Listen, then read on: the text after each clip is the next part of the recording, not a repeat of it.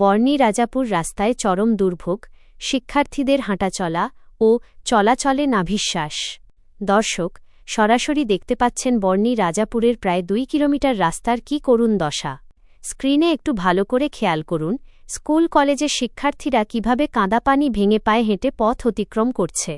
বৃষ্টির পানিতে থই থই করছে পুরো রাস্তা, বড় বড় গর্তে জমে আছে হাঁটু পানি।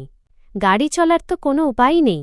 পরিস্থিতি এতটাই খারাপ যে বাধ্য হয়ে ইজিবাইক থেকে শিক্ষার্থীদের নামিয়ে দেওয়া হচ্ছে।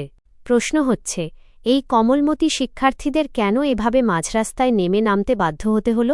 স্থানীয় প্রশাসনের কি সে বিষয়ে বিন্দুমাত্র মাথা ব্যথা আছে? শুধু ছাত্রছাত্রীরাই নয়, সাধারণ জনগণও আজ এই চরম ভোগান্তির শিকার। রোগীদের নিয়ে হাসপাতালে যাওয়ার মতো অবস্থা নেই, এমনকি অ্যাম্বুলেন্স পর্যন্ত পার হতে গিয়ে আটকে যাচ্ছে। ছোট বড় যেসব যানবাহন চলছে, সেগুলোর উল্টে যাওয়ার ঝুঁকি সবসময় লেগে রয়েছে। কিন্তু এই রাস্তার এমন মর্মান্তিক অবস্থার পেছনের মূল রহস্যটা কি জানেন? এলাকাবাসীর তথ্যমতে, এই রাস্তা দিয়ে নিয়মিত ওভারলোড করে বালুর গাড়ি বা ভারী যানবাহন চলাচল করে। ভারী বালুর ট্রাক চলার কারণেই আজ বর্নি রাজাপুরের 2 কিলোমিটার রাস্তা জুড়ে বিশাল বিশাল খানাখন্দের সৃষ্টি হয়েছে। আজ আমাদের প্রশ্ন, এই দুর্ভোগের দৃশ্য কি স্থানীয় চেয়ারম্যান বা মেম্বারদের চোখে পড়ে না?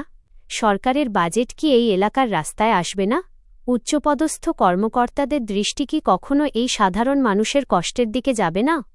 সম্মানিত দর্শক, কথাগুলো এবং ছবিগুলো যদি সংশ্লিষ্ট ঊর্ধ্বতন কর্তৃপক্ষের কান পর্যন্ত পৌঁছাতে চান, তবে ভিডিওটি বেশি বেশি শেয়ার করুন। আপনার একটি শেয়ারই পারে এই অবহেলিত বর্নি রাজাপুর রাস্তার দ্রুত সংস্কার বা মেরামতের উদ্যোগ নিতে বাধ্য করতে। শেয়ার করে সবার কাছে পৌঁছে দিন, যেন প্রশাসন অতি দ্রুত এই রাস্তাটি মেরামতের কাজ শুরু করে।